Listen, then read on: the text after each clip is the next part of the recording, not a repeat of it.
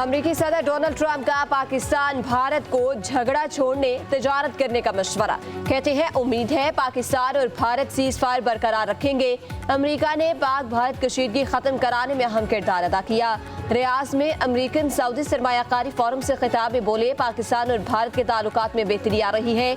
मुमकिन है अमेरिका पाक भारत रहनुमाओं को आशाइया पर इकट्ठा कर ले। जंगे पसंद नहीं, दुनिया भर में अमन का ख्वाहा हूँ। पाक भारत कशीदगी में लाखों लोग मर सकते थे। पाकिस्तान की मदद से दाइश का आलमी दहशतगर्द गिरफ्तार किया।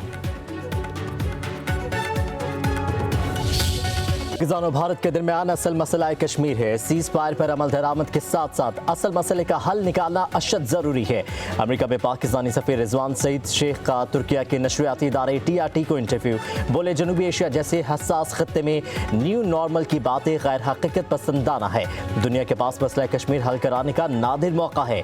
अमेरिका खत्ते में कशीदगी में कमी के लिए हमेशा मुतहरिक रहा। सऊदी अरब, तुर्किया और दीगर दोस्त मुल्कों की काविशों के भी शुक्रगुजार हैं। हम अमन पसंद कौम है, सबका मुफाद अमन में ही है। पाकिस्तान किसी भी जारहियत का जवाब देने के लिए पुरअज़्म है।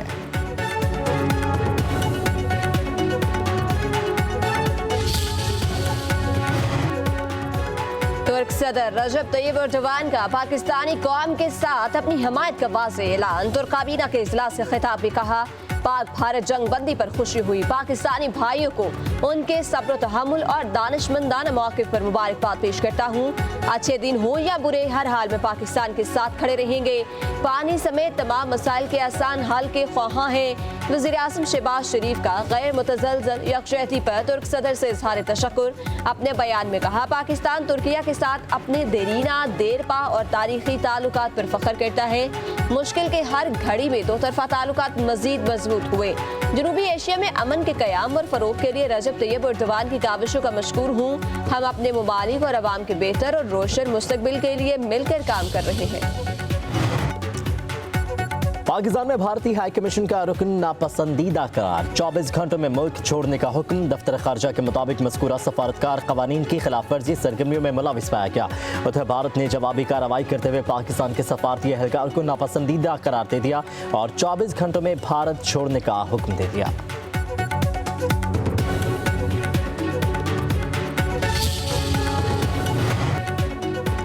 पाकिस्तान और IMF के दरमियान आज मुज़ाकरात का आगाज़। नए माली साल के बजट पर मुशावरत होगी। ज़राए वज़ारत ख़ज़ाना के मुताबिक बातचीत 23 मई तक जारी रहेगी। पाकिस्तान की तरफ से टैक्स आमदनी और नॉन टैक्स आमदनी पर ब्रीफिंग दी जाएगी। बजट में 400 अरब रुपए के टैक्स इक़दाम पर गौर होगा। टैक्स रिलीफ इक़दाम पर भी खुसूसी सेशंस होंगे। तनख्वाहदार तबके पर इनकम टैक्स में रिलीफ पर IMF को मनाने के लिए खुसूसी तैयारियाँ।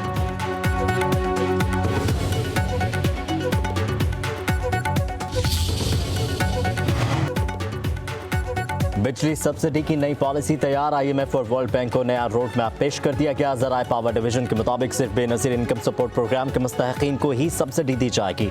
मरात याफ्ता तबका बिजली की सब्सिडी से फ़ायदा नहीं उठा सकेगा। माली साल 2027 से यकसा टैरिफ के लिए सब्सिडी का खात्मा होगा। बिजली सब्सिडी का नया मनसूबा जून के वस्त तक मंजूरी के लिए वज़ीर-ए-आज़म और काबीना को पेश किया जाएगा।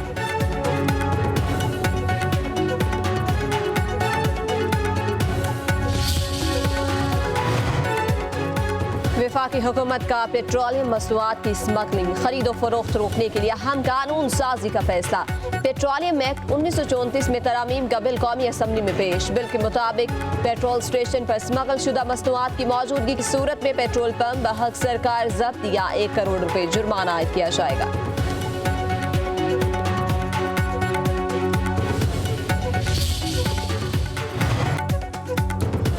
सुप्रीम कोर्ट ने साबिका फाटा और पाटा में सेल्स टैक्स तरमीमी एक्ट बहाल कर दिया। घी और स्टील मिल्स एसोसिएशन की अपीलों पर हुक्म इम्तना जारी।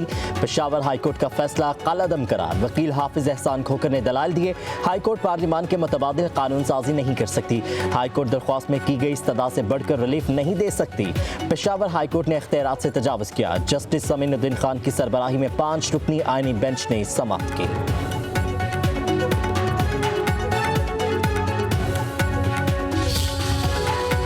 पाकिस्तान को इसका मुत्तहिद होने की ज़रूरत है और इमरान खान इस वक्त अलामत है, क्योंकि इमरान खान साहब जो है वो इस वक्त रिप्रेजेंट करते हैं पाकिस्तान के चारों सूबों को भी। इस वक्त जो हमें नेशनल यूनिटी चाहिए, तो ऐसे लीडर को इस बार 90% जो है अवाम का इसके साथ ताउन हो, जो अवाम जिसको फॉलो करती हो, इसके साथ हो, तो उसको इस तरह गैर कानूनी तौर पर अंदर रख के हम इंटरनेशनली क्या मैसेज दे रहे हैं। बानी पीटीआई मुल्क और कौम के मफाद में बात करने को तैयार है। साबिक वज़ीर आज़म चारों सूबों की आवाज़, 90% की हमायत हासिल है। ऐसे लीडर को गिरफ्तार करके अब दुनिया को क्या पैगाम देंगे। वज़ीर आला खैबर पख्तूनख्वा यमीन गंडापुर की सहाफ़ियों से गुफ्तगू, कहते हैं बानी पीटीआई ही मोदी को मुंह तोड़ जवाब दे सकते हैं। बानी के बेटों के बयान का इल्म नहीं, बानी से मशवरा करना होता है। हफ्ते में एक रोज़ मुलाकात की इजाज़त मिलनी चाहिए।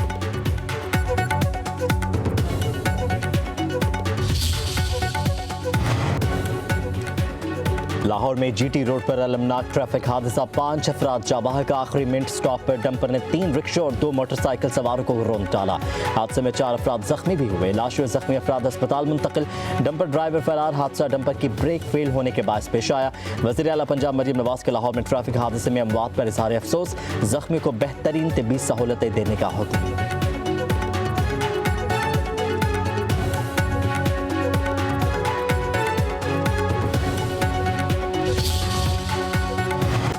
जंग बंदी के अमरीकी दावों पर मोदी हुकूमत की खामोशी पर अपोजिशन की तनकीद। कांग्रेस रहनुमा MPJ राम रमेश ने कहा कि क्या जंग बंदी अमरीकी सालसी का नतीजा है। भारतीय वज़ीर आज़म अमरीकी सदर के दावों पर क्यों खामोश रहे। क्या भारत ने पाकिस्तान के साथ बातचीत के लिए रजामंदी जाहिर कर दी। कांग्रेस रुकन पार्लियामेंट रणदीप सिंह सरजेवाला ने कहा क्या पाकिस्तान के साथ जंग बंदी अमरीका की सालसी की बुनियाद पर हुई। क्या मोदी हुकूमत कश्मीर में तीसरे फरीक की सालसी की इजाजत दे रही है। राष्ट्रीय जनता दल के रुकन पार्लियामेंट मनोज कुमार ने कहा कि भारत को अमेरिका को सख्त पैगाम देना चाहिए। ऑल इंडिया मजलिस इत्तेहादुल मुस्लिमीन के रुकन पार्लियामेंट असदुद्दीन अवैसी ने कहा कि मसला कश्मीर हमारा अंदरूनी मामला है, हमेशा तीसरे फरीक की मुदाखलत के मुखालिफ रहे हैं।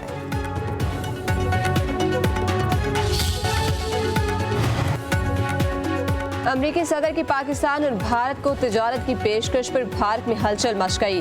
डोनाल्ड ट्रंप माजी में भी ऐसे बयान देते रहे। भारत ने हमेशा अमरीकी सदर के बयान को गैर ज़रूरी मुदाखलत करार दे दिया। तज्ज़ियाकारों के मुताबिक डोनाल्ड ट्रंप का सफारती लिहाज से भारत के लिए नापसंदीदा हो सकता है। दाखिली सियासी सतह पर भी इसे चैलेंजेस का सामना है।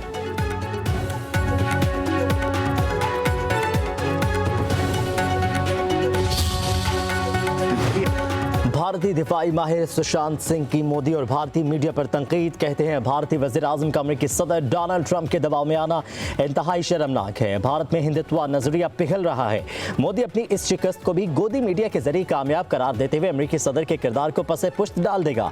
भारतीय राफेल लड़ाका तैयारों का चीन की टेक्नोलॉजी की मदद से पाकिस्तान के हाथों तबाह होना जियो स्ट्रेटेजिक सतह पर बहुत अहमियत रखता है। भारतीय मीडिया ने सारी सूरत हाल में शर्मनाक किरदार अदा किया।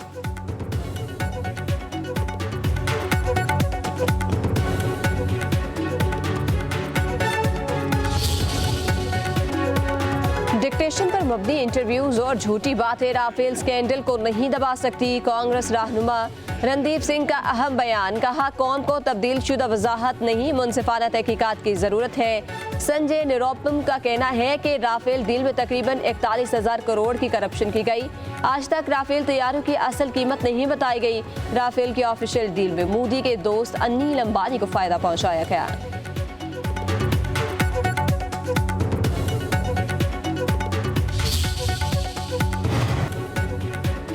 शाम के मारूफ स्कॉलर डॉक्टर अब्दुल अजीज अल खतीब अल हुस्नी अल जैलानी ने भारत के खिलाफ पाकिस्तानी फौज की फतह को तारीखी करार दे दिया। कहते हैं इस वक्त पाक फौज की बहादुरी और पाकिस्तान के दिफा के किस्से दुनिया में गूंज रहे हैं। हमारी मुसल्लह अफवाज हमारी शान है, हमारे लश्कर हमारी कुव्वत है, हमारी कौम हमारी हैबत है। ये 2 मुल्कों की नहीं बल्कि 2 अकीदों यानी ईमान और कुफ्र की जंग थी। हनूद के बाद अब यहूद की बारी आने वाली है।